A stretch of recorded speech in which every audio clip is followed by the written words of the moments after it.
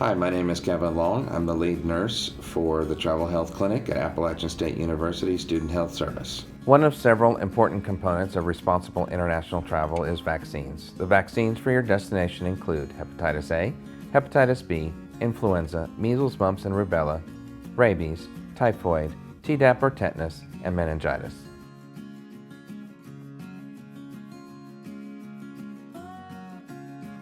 Hepatitis A is a foodborne pathogen. It is a vaccine that is important for general health in the United States, but it becomes especially important when traveling abroad.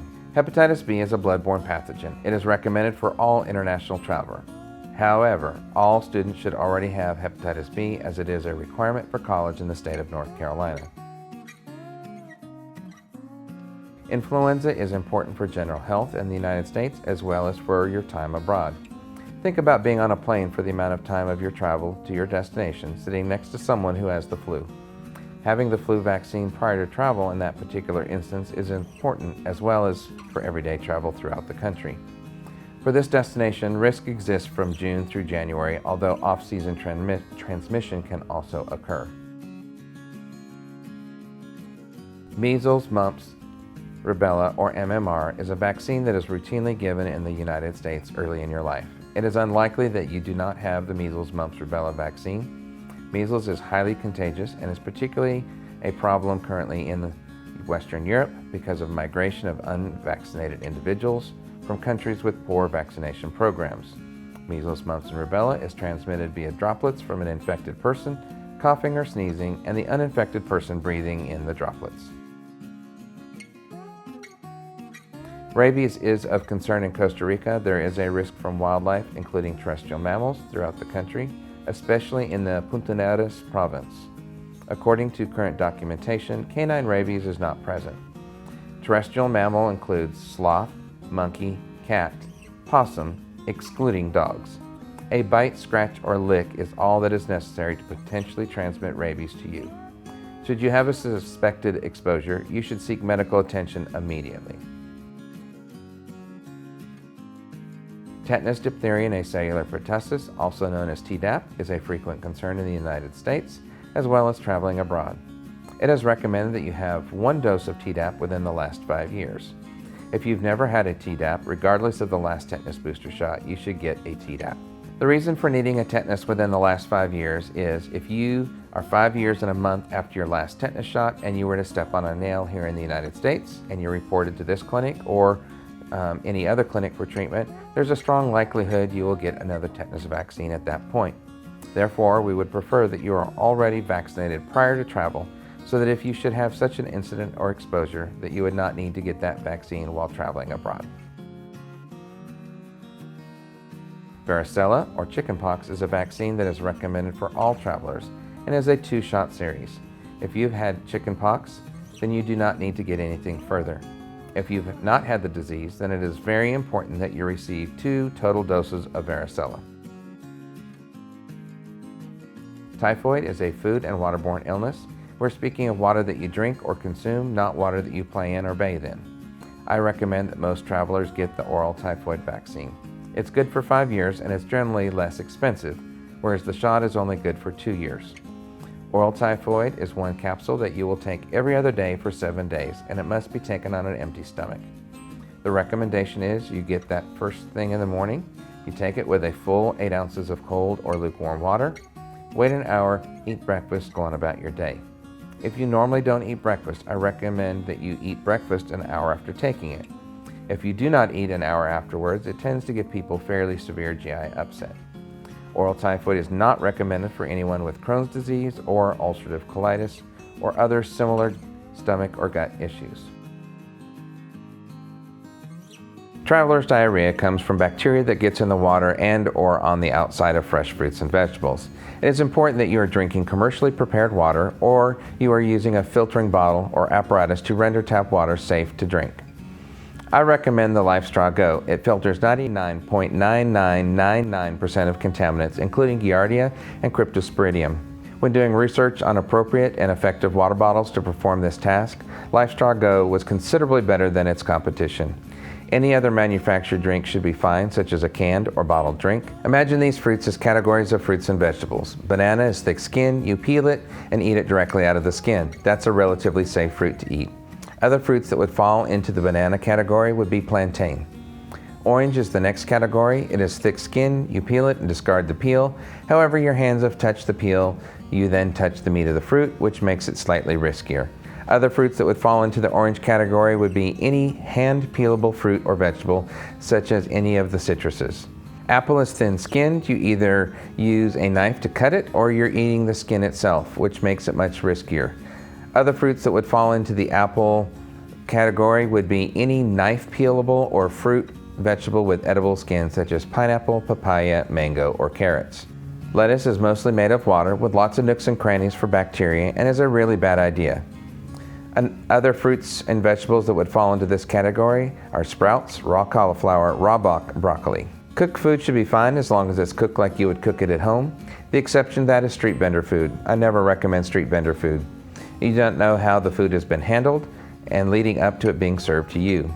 Let's say you did everything exactly right and you still got traveler's diarrhea, which is certainly possible. If you have 2 to 3 bouts of diarrhea in a 24-hour period, you'd begin taking loperamide or Imodium. You would take 2 tablets the first time you need it and 1 tablet with each bout of diarrhea after that. When the diarrhea stops, stop taking the Imodium. If, after beginning the Imodium, you have 2 to 3 more bouts of diarrhea in a 24-hour period, you would want to begin taking an antibiotic. If you'd like to get a traveler's diarrhea medication, once you've completed this country module, send a MedPortal message to the travel clinic letting me know, and I will order that for you. If you need to discuss this further with a travel nurse, please make a travel appointment via the MedPortal with the appointment reason as a general travel question. Malaria is only an issue in portions of the country, as you can see on this map. The area is white with no highlights, area with black dots, a plaid, and a bright red. The white area is low to no risk. The areas where the dots are is low to moderate risk. The plaid is moderate to high risk, and the bright red is considered a severe risk area. If you're only traveling through these areas and not staying in these areas, but staying in the white areas, then you should be okay to use insect precautions. If you're only traveling through these areas or the plaid areas and not staying in these areas, but staying in the white area, then you should be okay to use insect precautions only, depending on your planned activity in the higher risk areas.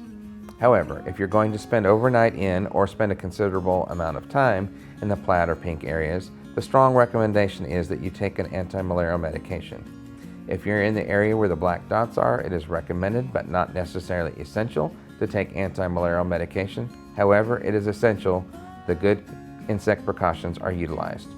What are considered good insect precautions will be discussed later. If you should choose to do an anti-malarial medication, it is important for you to know that there are 4 major anti-malarial medications that are used in the United States. One of which is mefloquine.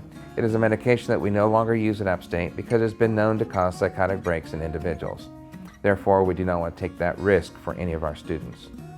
That leaves 3 possible choices. Malarone is a medication that you begin taking 2 days before you arrive in country, daily while in country, and daily for 7 days after you return home. To clarify, the day you take your 3rd tablet should be the day you're landing in country. Doxycycline is a medication you begin taking 2 days before you arrive in country, daily while in country, and daily for 28 days after you return home. To clarify, the day you take your 3rd tablet should be the day you're landing in country.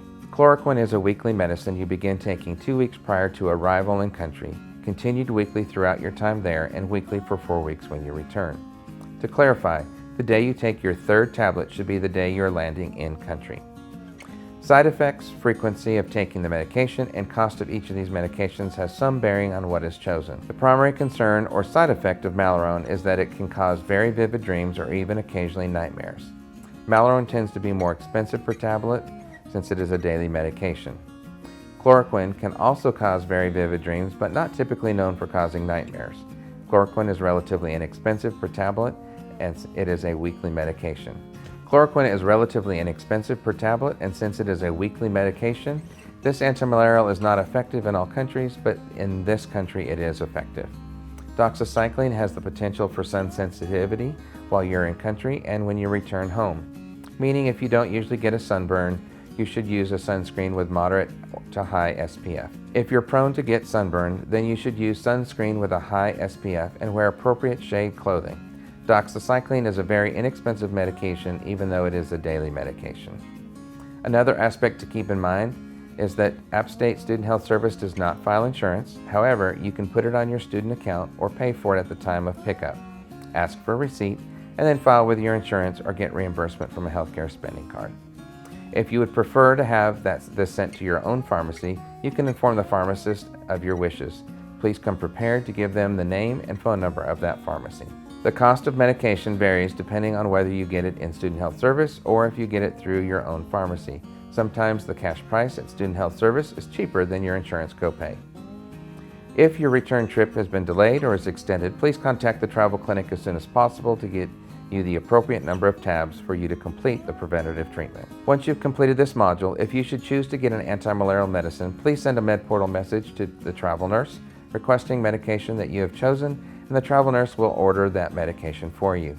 If you have questions about each of these medications and what the right choice for you is, please set up a brief travel visit with a travel nurse. You can do this by going to the Appointment tab in MedPortal and select General Questions as the appointment reason with the travel clinic. Earlier, I mentioned insect precautions. Insect precautions consist of using bug spray that contains DEET that is 30 to 40%. If you look at the bottom of the can label, you should see a percentage. Once again, you're looking for 30 to 40%. Anything less than 30 is not strong enough, and anything greater than 40, you run the risk of burning your skin. It is recommended that bug spray be applied 4 times a day: breakfast, lunch, dinner, and bedtime. That's the way I encourage people to remember when putting it on. Breakfast being first thing in the morning, lunch at lunchtime, dinner at dinner time, and your bedtime application of bug spray is when it starts to get dark. This will cover you through the peak times of mosquitoes biting, as well as the peak times you'll be sweating it off. If you're wearing sunscreen and bug spray, sunscreen should be applied first, wait 5 minutes, then apply your bug spray. When you go to reapply your bug spray, you also need to reapply your sunscreen, which means you'll need to take a baby wipe or similar, wipe down your exposed areas of skin, and reapply your sunscreen. Wait 5 minutes and reapply your bug spray.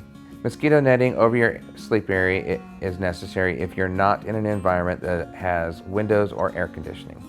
Long sleeves and long pants are also recommended when you're in a high humidity and high vegetation environment. Any questions so far?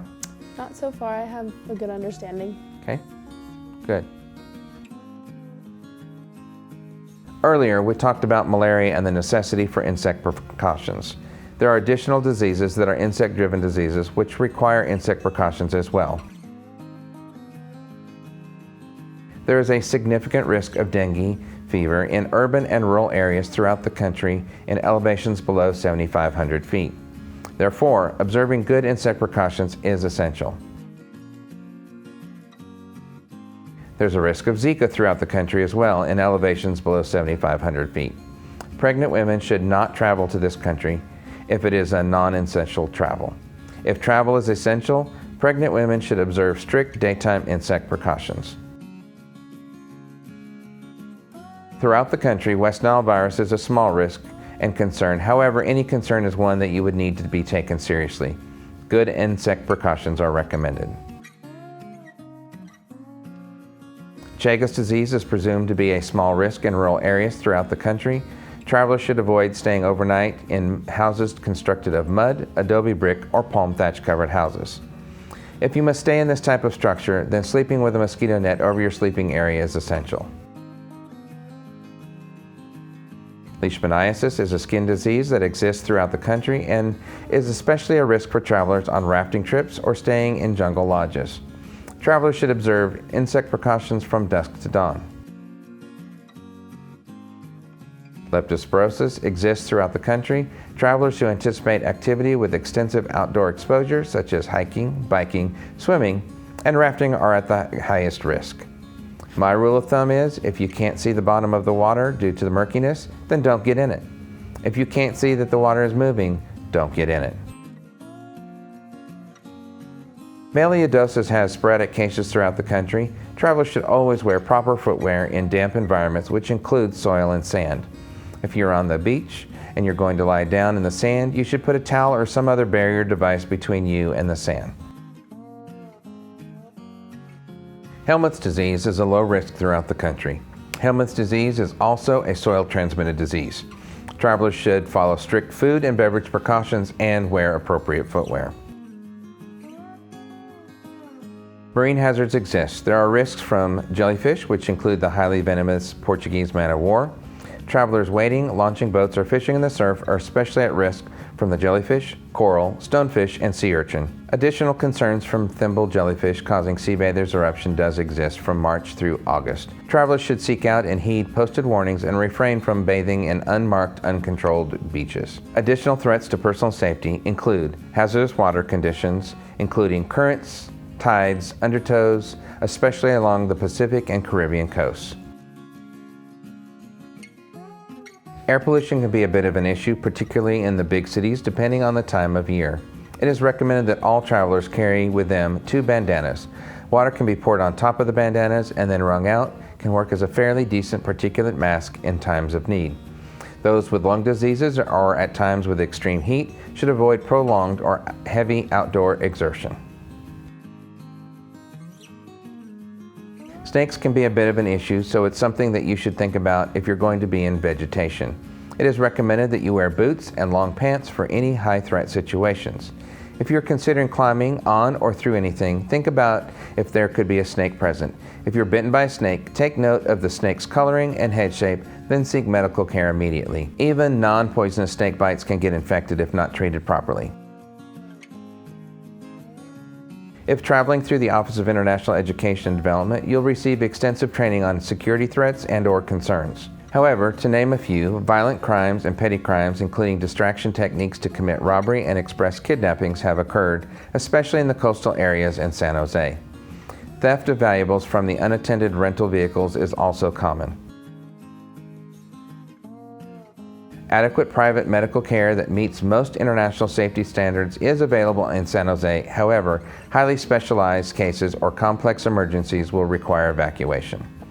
Medical care throughout the rest of the country is inadequate and usually does not meet international standards. Payments by cash or credit card up to the total of anticipated charges is generally required by hospitals. A modest deposit may be waived by hospitals that have existing cashless agreements with some major international insurance providers. Public hospitals are required to provide emergency stabilization without regard to ability to pay. It is recommended that you use the GeoBlue app to locate facilities that accept their insurance up front. Please refer to the Office of International Education and Development for more extensive and the most up-to-date information. I hope you find this course to be informative.